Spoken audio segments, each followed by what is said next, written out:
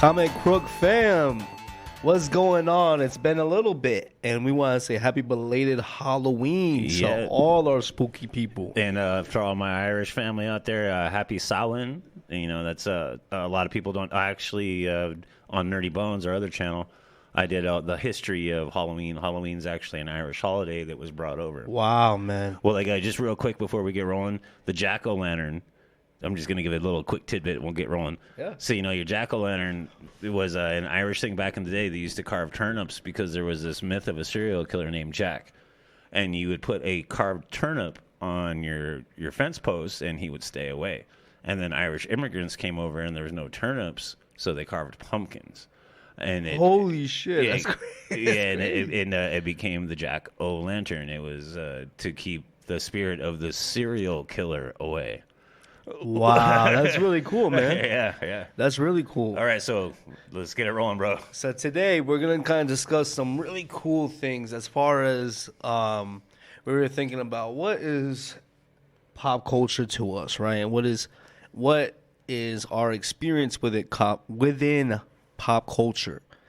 And I think there's probably very few things that are more pop culture than video games.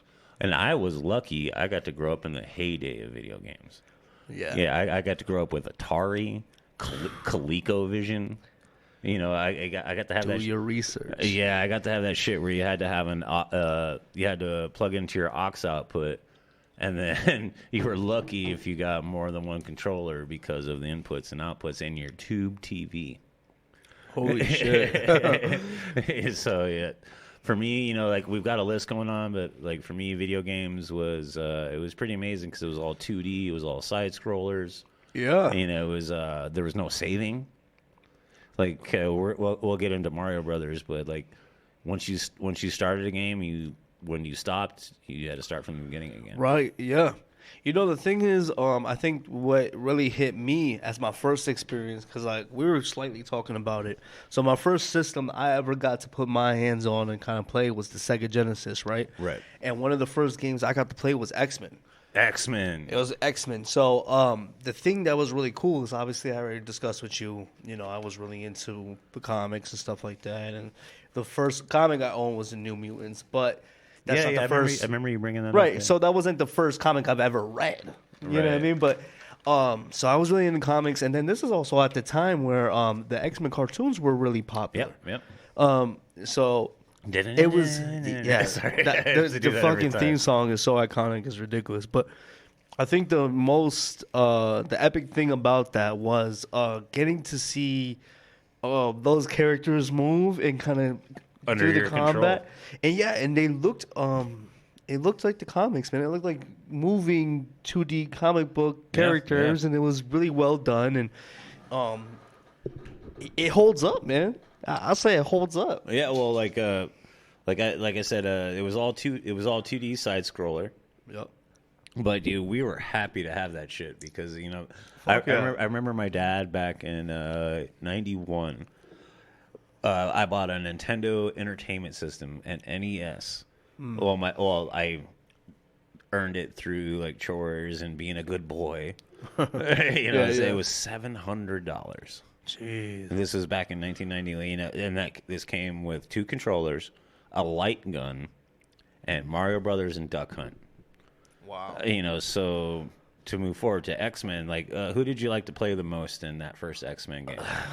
It was so hard, man, because I would go before, so the 2 characters I would gravitate towards was obviously Wolverine. Well, duh. Yeah. And then I would always try to do, Colossus. So Colossus was one of the players in the game. And Nightcrawler. Yes. Nightcrawler was one of my favorites. Well, the big thing with side scrollers is you had to work out timing. Because you could play the same thing over and over again, and it would be the same timing over and over again. Right. And then you would compete with your friends and how fast you could get that level done. Right. Yeah, you're right, man. And I think that was cool is also outside of the Sega Genesis, I was playing the arcade X-Men. You know what I mean? Well, that's where I started. That was really cool. Yeah, because for me, there was this place growing up back in the day. It was called Malibu Grand Prix. Yeah, it was just an arcade because it was just so insanely expensive to have your own video game system.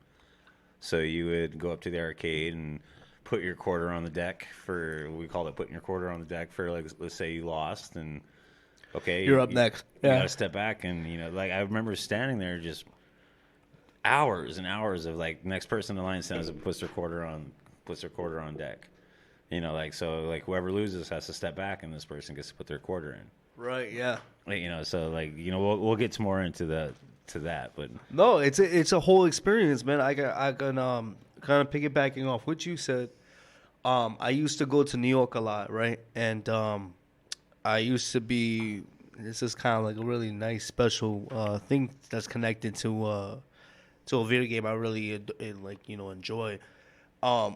We used to go to Queens. There was a place in Queensbridge. It was called College Point, and there used to be an arcade. It's not there no more, right? But I used to always play Marvel vs. Capcom. Yes, on the thing. So good. And I thought Berserker Barrage. Berserker Barrage. Optic Blast. Yeah. Optic Blast. And I thought I was so damn good at this game, right? And, it connects to such a beautiful memory because it was time I spent with my grandfather and stuff like that. And it was just a beautiful thing. But, yeah, anyway, so I really enjoyed playing the game. But I used to think I was badass because I would face the computers, you know what I mean? Right. And then one day, some kid came up, and he's like, can I play? And I was like, yeah, let's play. And I'm like, I'm going to beat his ass, right? I'm like, I'm going to completely beat his ass. And he, like, fucking destroyed me. Right. Fucking destroyed me. And just was like, thanks. I walked away, and I was like, what the fuck, man? But, yeah, man, that goes that's when you realize your quarter's only about 13 seconds.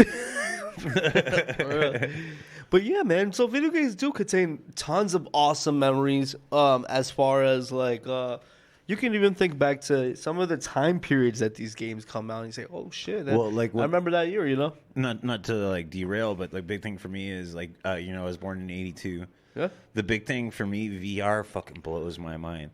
That's fucking Star Trek as far as you know what I mean. Like, yeah, man. Growing up for me, like smartphones. What? Like if I would have had a smartphone in high school, dude, like I wish you guys could see my face. It was just a bewildered look. Like the whole idea of being in constant contact with people. We're not talking about smartphones. No, but in general, no, I understand.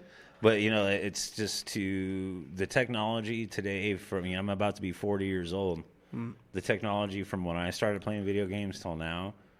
Dude, it's gonna blow my mind in the next 20 years. Right, yeah, for sure. So, Marvel vs. Capcom was on this list, and dude. so, yeah, I mean that's like actually, how cool was it to play Ken versus Wolverine? Yeah, I mean, come on, man. There's so many. Captain America versus Blanca. Yeah, the thing is that was really cool is, it was the best of both worlds. You had Street Fighter versus Marvel characters, which is the greatest thing in the world, right? So, in my opinion, and just I don't know, it's iconic. And actually, that experience is what. So when I had finally gotten my own Xbox 360, that's kind of showing my age a little bit. Well, that was my favorite system. Right, that's a badass system. The original 360 was my favorite system. Right. I still have my original 360 up in my closet. Yep, never let it go. It was a beautiful system. One of the cool things about the 360 is you could put a CD in it and you could burn it to the hard drive. Yeah.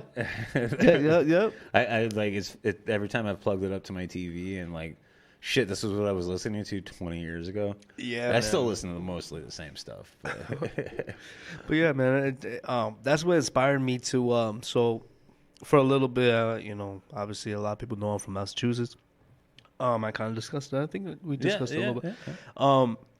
When I had gotten to go to like, gaming shops and stuff like that, and I think there's a place called like Gaming Palace or something like that. I'm probably completely obliterating the name, but those were the first things I was looking for, man. I was looking for the Marvel games, versus Capcom and the Mortal Kombat, right? Oh. How timeless, man. See, Mortal Kombat. Okay. So I'm going to go on a tangent right quick. Please do. So 1993. I know this for a fact because I still have the cartridge. 1993 was when Sega Genesis released Mortal Kombat. Because it was an arcade game. And it was so popular that they just like, people need this in their home. So like one of the amazing things about the original Mortal Kombat, it was all motion capture. It was all actors, and you can look this up on YouTube. You can see like the actors doing the movements, and I can't even tell you the countless hours of me and my homies just playing Mortal Kombat, and there was no cheat books. You had to learn the moves. You had to figure it out by pressing buttons. Yeah, button mushing like a fucking and then let's say you figured out a fatality. You didn't tell your homeboys. You didn't tell them how to do it. Yeah. So like, all right, let's play. And then I'm going to rip your head off. How did you do that? Wouldn't you like to know? Yeah. Now all I got to do is Google it. But I feel you. You know what's funny? I didn't mean to cut you off. No, you're good. I remember if I found out, this is, keep in mind, like I said, did I mention the Nintendo 64 is my favorite? I don't think I had it. Yeah. So Nintendo 64 is one of my favorite systems. I'll say one because I really enjoy some of them, a lot more of them. But particular, games I would play, if I figured out how to do something on like the back of a piece of paper, bro, with a fucking crayon or we all did that. Yeah, we all did fucking that. Up. A, B, you know what I mean? Like down forward X, X. whatever, you know? And it's so funny now because, like, if you get a game now, all those codes come it's all it's all online. Or you can hit the tutorial and it shows you how to do it. Exactly. But that was like almost like the... It was a rite of passage, bro. If you knew, like, especially in the stand-up arcade, like, if you rocked somebody and fucking did a fatality... You get to put your name on the leaderboard, and that's, the leaderboard doesn't change unless somebody else physically stands there and beats that score. Right. And that's like somebody from the 70s and 80s. That was the thing. The leaderboard was a big fucking deal. Oh, hell yeah. You'd go back to the arcade like next week and be like, why is this motherfucker 3.3 fucking slots above me? It's true, man. Like say, we thought it was like, oh, I'm sure we have Street Fighter on there and shit like that. We do, yeah. But that was your clout. That was your bragging rights. Like, I'm number 3 on this machine. Hell yeah, bro. And we called them machines. Yeah. The thing about Mortal Kombat is it's so timeless, man. I mean, and like you said, it's true. You can go on YouTube and you can see it for yourself. These are real, like, people doing the movements, and I just thought this was so crazy. You know what I mean? I thought it was still such play a it cool, to this day. badass game, and then it just evolutionized, right? And then they added more characters. Then they put fucking Ninja Turtles in there. Yes. Jason, Leatherface, Freddy, fucking Alien Predator. You know what I mean? Like, it was. It like, doesn't get any better than that. It's like, yes, please give that to me. And the thing is, like, we kind of slowly we did talk a little bit about on our cartoons episode. If you guys haven't heard that, please go back and take a listen. I want to say that's episode 3 or 4. Take a listen to that. But we had mentioned the importance, as far as we feel, of Justice League. Yes. Right. Yes. And then when I finally seen that they were making Mortal Kombat versus DC. Dude. Oh, I used to tear through motherfuckers on that game. Yo, that was crazy. Because every Mortal Kombat in its own right is broken if you know how to do it right. Like, so because I still personally to this day have Mortal Kombat versus DC. If you know how to play the Flash right, you win in about 14 seconds. If you know how to play them right. Yeah. And the thing is you get those moves down and it's broken. Because so what I do is a move called Around the World, where Flash zips past you and you go into a spin and you're completely defenseless. Then you go into a move called Juggle, where he just like knocks him into Flash knocks his opponent into the air and then catches them on the ground and just starts juggling. Boom, boom, punching him in his ass. Yeah, I remember that. So then you do that, and as soon as you do that 4 or 5 times, so it doesn't get boring, you let him stand back up, and then you do Around the World again, and then you just restart the process. Yeah. Sub-Zero's broken like that too. So what's crazy too is so obviously as like a multiplayer game, it's pretty solid. You know what I mean? It's fun to do. It's so much fun, man. But story mode was really cool. Yeah, yeah. So like I like the fact that a lot like Marvel vs. Capcom, depending on the character that you beat the whole game with, they have their own little their winning storyline, and you know how that plays out, and it's pretty cool. And I beat in the game with like Superman like so many times. Well, because it's Superman. You know what I mean? Well, I play Injustice a lot. Yes, and that's Injustice is a really good one. You know, like personally, my favorite just on Injustice. Personally, my favorite's the Red Hood. Oh yeah, because he's all melee. He's all melee, and his range is real fast because it's all guns. Yeah, but you know, like fighting games are my jam. Yeah, oh yeah. Yeah, speaking about another fighting game, I put Tekken Tag. Tekken Tag, yeah. That was for the PlayStation. I could be wrong that it was not for other systems. Well, I think it was only. I think it was only PlayStation. Right. That was a bad motherfucking fighting game, bro. That was a badass fighting game, man. Yeah. And you know, I played Street Fighter versus Capcom. I think that was one of them. Well, no, Street Fighter is Capcom. Street Fighter is Capcom. I'm gonna say it was Street Fighter. They did Street Fighter versus Marvel. Yeah, I played that. That's what I just mentioned. Yeah, we already talked about that.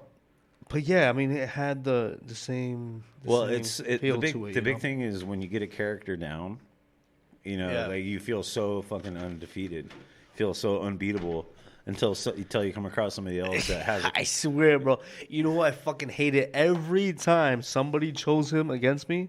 Eddie. Yeah. I'm like, fuck, don't choose Eddie. I used to like to play Law. Yeah. Like, what the motherfucker I liked a lot was the one that was like a god, and he was like a, was it Yoshimitsu? I think so. And then he had like fucking one of his forms was like snakes for hands. And fucking you'll have to check out what I'm talking about. It's crazy. Yeah, Tekken was badass. I remember when Tekken back in the day was just a stand-up arcade, and that's all it was. And like it was so groundbreaking because it was quote unquote 3D. Right. It was quote unquote 3D. Yeah. But fighters are my favorite like game set. Yeah, dude. Yeah. And right now I mostly play RPGs. But because that's you don't really have to. You're not like 100% all the time in combat. You know what I'm saying? You can just like kind of play the game and put stuff together. Right. Speaking of an RPG that combines combat and just free roaming. I know where you're going. This was a classic for me, man. Incredible Hulk. So much fun. It was fun. You had Ron Perlman as the narrator. Yeah. And then the like comic book clips, almost like you're within the comic book. Yes. Breaking the fourth wall. Incredible game. And the combat was so much fun. You know what? And you could get to jumping through the city, and you could basically charge your jumps, and the higher you got, the longer you got a chance to charge your jumps, so that you could go higher that next time. Yep. And you know what? I had played it for I want to say the Xbox. I had it on an Xbox. And I also played it for the Game Boy Advance. Oh, nice. Yeah, and so it was a fucking solid game. So the Game Boy Advance, if a lot of people don't remember, maybe I'm even getting it wrong. It had two screens. No, it had the one screen. And the bottom was almost like a blue. Well, it was like two screens, but your bottom was like your inventory and stuff like that. Right, yeah. So the way the Hulk game was built for the two screens was the whole layout. Interesting. So like if there was enemies on the other side, you could see it, and they're coming this way, and you're just wrecking the walls and breaking through the walls. Yeah. It was so fucking great, cool, great man. sound effects on that game too. Yeah, great. It was a solid game, man, and just like the Spider-Man game for that time period. Before Sam Raimi. Bruce Campbell as the narrator, and the Tobey Maguire like voiceovers, and the swinging system in that game was so much fun. Yeah, well, I used to log on because it wasn't online. I used to turn that game on and play it for hours, just swinging through the city. And that's all I did, just swing through the city and get my technique down. Honestly, man, I think they're the most consistent franchise as far as Video games go. One of them, I'll say one of them. Don't kill me. One of them has been Spider-Man. I mean, the games have been phenomenal in their own right. The new one on PlayStation it's just beyond me, bro. It's so next level. But the one that I wanted to mention, I didn't even put on the list, but it just hit me just because I love the game, man. It just feels like such a comic book. You're just diving into this comic book is actually it's called Split Dimensions or something of that nature. Shattered Dimensions. Shattered Dimensions. Spider-Man Shattered. Yeah, you get to play as Michael. You get to play as Miguel O'Hara. Yeah. You get to play as Peter. You get to play as Ben Reilly. Yes. It's so good. There's a sick ass stage where you had to go against Kraven the Hunter as Peter Parker. The OG Spider-Man or whatever. Fucking, it's such a fun game. And the voice acting, awesome, yeah. The voice acting in that game is really good. It was fun. It didn't get boring for me. Mm-hmm. The visuals felt like so much like I'm just reading a comic and I'm in this comic. Yeah, you're right. Because they would do like splash pages. Yeah, man. Where for the listeners out there, if you're not familiar with a splash page, it's a large image with word bubbles. Right. Like if you're reading a comic book, a splash page is something that takes up 2 pages, and it's basically one scene. Yeah. So what do we got next? Duck Hunt, man. Duck Hunt. Dude, Duck Hunt was so great because that's the one I was talking about that came with the light gun. Yeah, man. And, I saw a video the other day. The way that the light gun worked is you can watch this on YouTube. So if you have a Nintendo and you point the light gun at the screen and you pull the trigger, it creates a black dot. Anything and it's like a flash. It's so like blink fast. It creates a black dot, and if your target is in that black dot, you hit it, and it'd be like, and then a little dog would come up and laugh at you if you missed. Yeah, I remember that. Yeah, because if you hit the birds, the ducks or whatever it may be, yeah. So the ducks they would go walk and fall out of the sky. Fall out the sky in like a twirling, movement. And the dog would go pick them up. The dog would go pick them up, but the dog would come and harass, like laugh at your ass if you didn't. And the funny thing is, it was the only game that used that light gun. Yeah, man. It was the only game that used. Yeah. And I had the gray one. How evolutionary, though. Think about it, man. I mean, it set the way for, like, Red Steel. Came out. You ever played Red Steel? No. Okay, so Red Steel is a badass weaponry game, and it's a combat game that you can play on the Wii and some other systems as well, I'm sure. But, yeah, you utilize your remote as your weapon. So what you're doing is... Wii, that makes sense. Yeah. But, I mean, it set the tables for a lot of Duck Hunt, yeah. Duck Hunt was groundbreaking. For sure. It sucks to say that, but it was. It's all good. No, it's true, man. And then they also had the Nintendo Olympics that had the little pad that you could run on. Yeah. Yeah, dude. I played the fuck out of that, man. Nintendo. Bro, speaking of Nintendo, one of my favorite games for the 64 was Bad Fur Day. Conker's Bad Fur Day. And for a lot of people who don't know, please do your research, man. It was probably one of the funnest games, man. They had all these different games. It was so adult themed, too. Yeah, within the games. It was so adult themed. And it had blood. Yeah, it had sexuality. Yeah. Yeah. It had crazy things, but it had some fun shit, man. Like, the capture the flag things were so fun. You got to choose all these crazy characters. There's a game where you had to take a raptor's egg and run from the raptor, and you had to drop it in the frying pan. Yeah, I remember that. Yeah. All these things, and it was so evolutionary, man.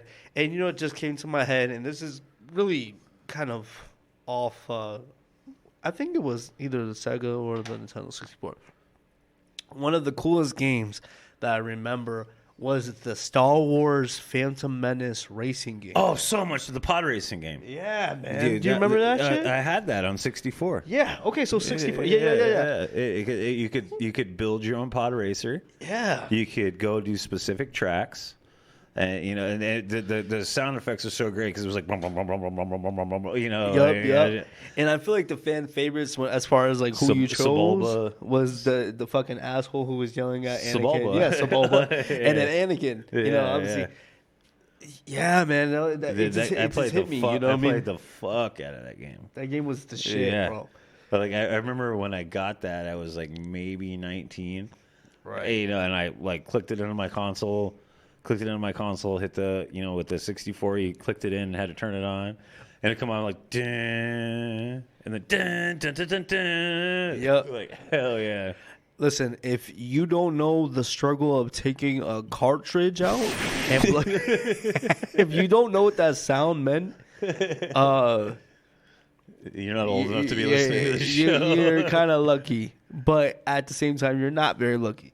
Because looking back at it, even though it was annoying and like it was like just repetitive but you know, and here's I appreciate it, man. I do. Here's the thing is that in the early 90s, everybody's like Nintendo, they all had this special trick to get it to work. You know, like, oh, you got to hold it right here and then click the cartridge down, or you got to blow on it 4 times, put it right here, push it back really hard, then click the cartridge down so it doesn't click. Like, everybody's Nintendo had this special little trick to make it work. Yep. It was personalized, man. It was personalized. So with my Nintendo, you had to push the cartridge in to where it was just slightly not in there all the way. Mm-hmm. And you had to push it down to where the pressure clicked it in. And then it would turn on. So when I think about old school, I think about Sonic. Yes. I think about Sonic, another franchise that completely still holds, man, and it just goes Sonic strong. Sonic is amazing. Still goes strong. The movies do justice too. Yeah. I mean, we might have Idris people Elba as Knuckles. Yeah, I mean, we might have people in the comments that might not be a fan of those movies. I personally love those movies. Well, as much as I love Jim Carrey, I just don't think he was a great choice for Robotnik. That's fair. Yeah, not that he sucked. Yeah, because I love Jim Carrey, but I have like 4 or 5 actors that I think would have been better. Just off the top of my head, just off the top of your head, man. Philip Seymour Hoffman. He was ready. All right, so Philip Seymour Hoffman. Henry Zabrowski. Okay. You know, I realize you're probably not familiar with who he is. I'll show you later, and you'll be like, oh, fuck, okay. Yeah. You know, and then Danny DeVito. I'm not opposed to Danny DeVito at all. He would have. He would have fucking ripped that shit. You need to be Eggman, man. You need to be shaped like a fucking egg to fucking play. Danny DeVito as Eggman would be perfect. Oh, now I'm just upset that. Don't get me wrong. Again, I'm not taking back my comment. I completely love the movies. And intellectualize for a second. Danny DeVito as Dr. I don't want to. I don't want to because I'm just going to be sad.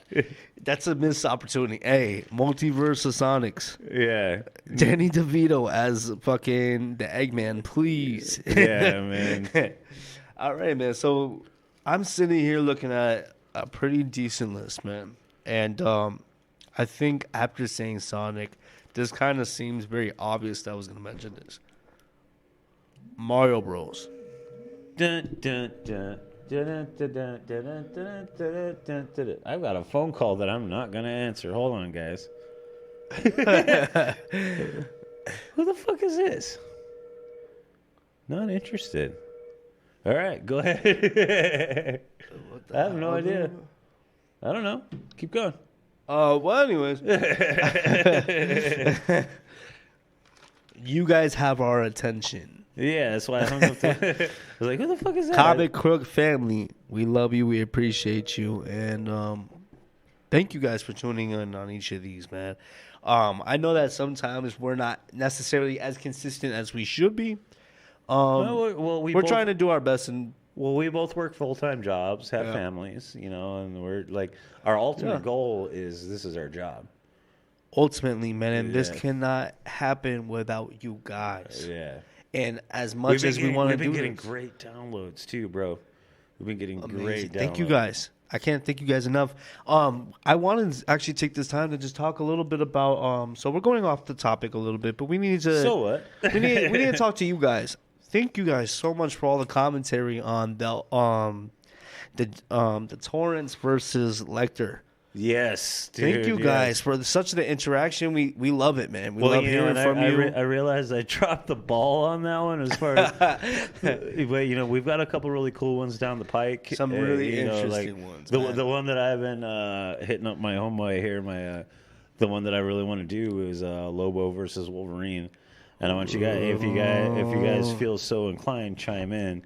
Because I'm Lobo all day. And I'm Wolverine all day. So we're going to see how this plays out, man. Yeah. And we're very excited to do what we do, man. And it's all reality because of you guys. What was that one that we thought of earlier? Fucking Beetlejuice versus Freddy Krueger. Yeah, bro. I'm Beetlejuice. I'm taking Beetlejuice. I'm so excited we're both so excited to sit here. And, the ghost with the most versus the dream demon. You know what I'm saying? That just gave me chills. That's what I'm saying, bro. We do have some announcements. So we had come across a gentleman who has some comic book history. Yeah, and don't worry, guys. We are gonna get John Layman. Yeah, he's just a famous dude, and we're just working on it. We're just sitting here trying to work out schedules that work for all of us. Right. John Layman has been nothing but amazing. Super accommodating too. Yeah. And just in general, his career is amazing, and what he's done for us comic book freaks and everyone who just loves what he does, man. Thank him. John Layman, deserves his own round of applause as it is. Yeah. So we're definitely excited to get that happening. And I know a lot of people have been waiting, and we've been waiting too.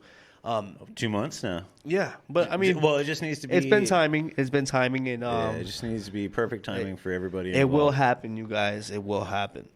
But I think this is a good place to end it, man. Well, we have quite a list, and we can do a part 2. Yeah, well, definitely. But we do need to plug our radio show that we're going to get ready to do. Yes. So my partner and I, we're going to be doing on the Nerdy Bones channel a noir radio show.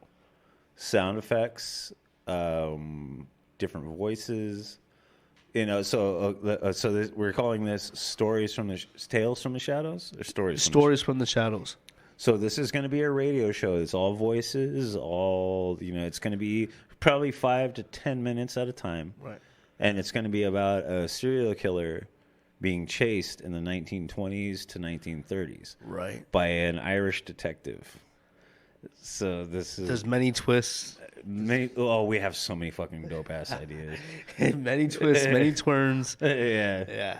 So just look forward to that, guys, because I think that's gonna be fucking gold. Absolutely, it's gonna be fucking gold. We want to encourage you guys to please hit us up on comiccrooks22@gmail.com. Email us. Let us know what you guys think about the channel. Could we be doing more? What is it you guys feel? Suggestion for verses. For verses, absolutely. Facts that we got wrong. What did you guys think about some of those games that we mentioned today? Please let us know some of your experiences. We would love to hear some of your first time playing. What's the first console that you had? Yeah. What's your favorite conformer? Yeah. Shit like that. So, all of it, man. So hit us up, guys. We've got a lot more down the pipe. And forgive us for the break-in episodes, but we're humans too.